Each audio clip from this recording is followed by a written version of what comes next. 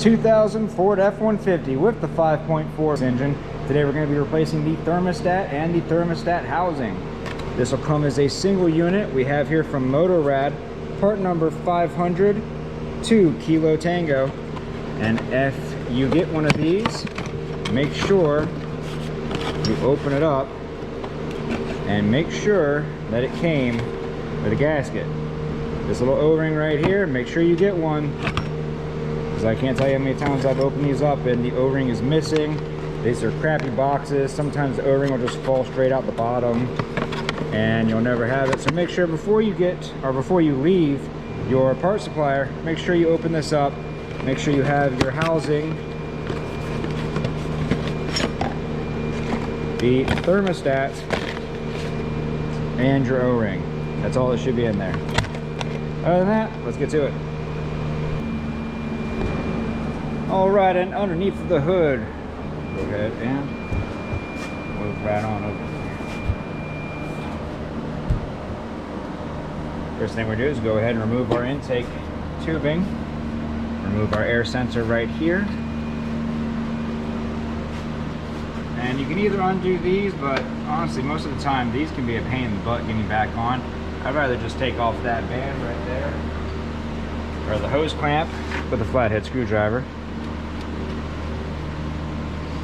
And loosen that up enough, and come over here to this one right by the throttle body, and we're going to loosen this one up as well. Pull that off. Take your skin off your finger in the process. Pull this one off. Pull out your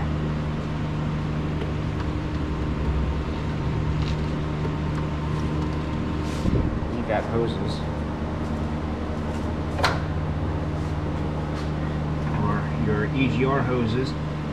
Let go. And we can pull that whole thing out of it. Now, you can drain your radiator fluid before doing this. Me personally, I don't really care because I'm going to be doing a flush anyway. So, and to make the system drain faster, it's actually better to pull the top radiator hose off. Whenever I'm performing a flush on a system, I want the fluid to evacuate the entire system as quickly as possible. I don't want to give all that gunk in there time to cling to the walls of the inside of the engine or inside of the radiator. I want it to be flushed out quickly with whitewater rapids type movement coolant. So we'll go ahead and pull this. Go ahead and get this hose clamp on out of here.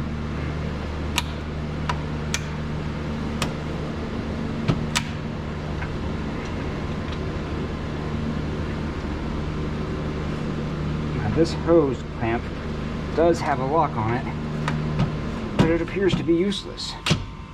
What fun.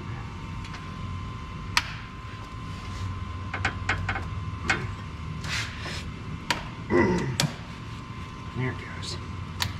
And yeah, like I said, that lock is useless. Wish they'd stop trying to make things special and just make them work. That'd be way cooler.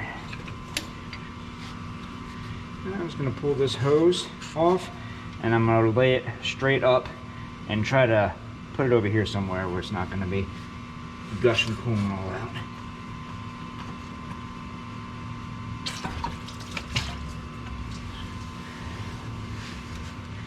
And what I think I'm going to do with this hose is I'm actually just going to lay it right over here,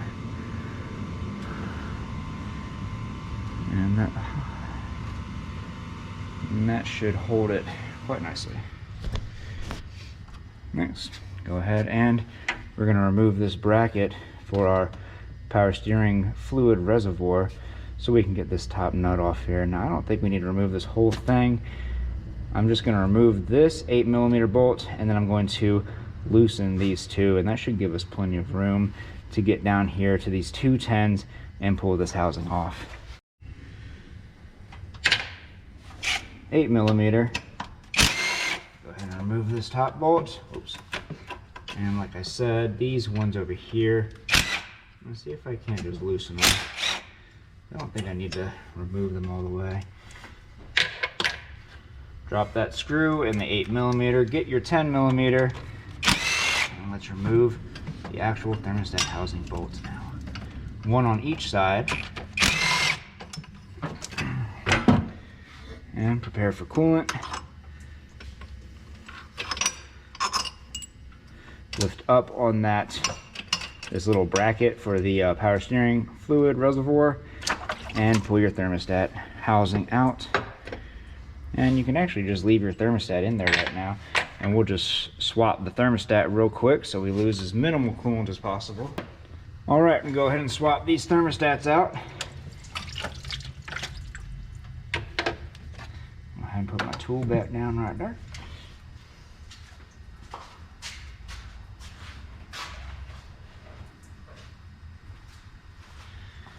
And we're gonna get that new O-ring, and basically all this O-ring does is it sits on top of the thermostat and creates a seal between the housing and the thermostat.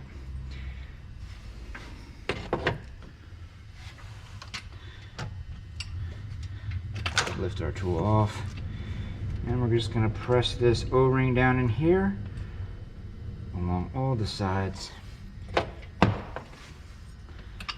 we're going to seat our new thermostat housing. And go ahead and start our 10mm bolts.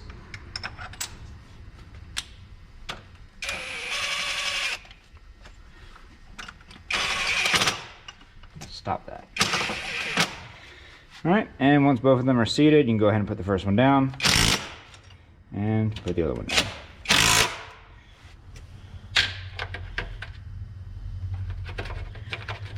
Switch back over to our 8mm.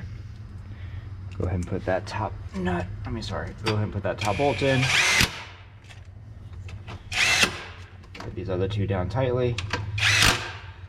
Go ahead and return this throttle cable to right there, which that doesn't really do anything, honestly, but that's where it's supposed to go anyway. And if you're at the same step that I am right now, congratulations, you just replaced your own thermostat. Go ahead, put your intake back on, top off your coolant. If you're going to perform a flush, this is a great time to do it. Leave the radiator hose off. I just put this back on here for demonstration purposes for the video.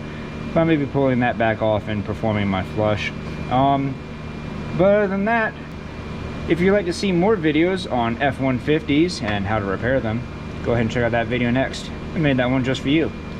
But other than that, if this video helped you out, leave a like. Don't forget to subscribe right down here in this bottom corner. And I will see y'all next time.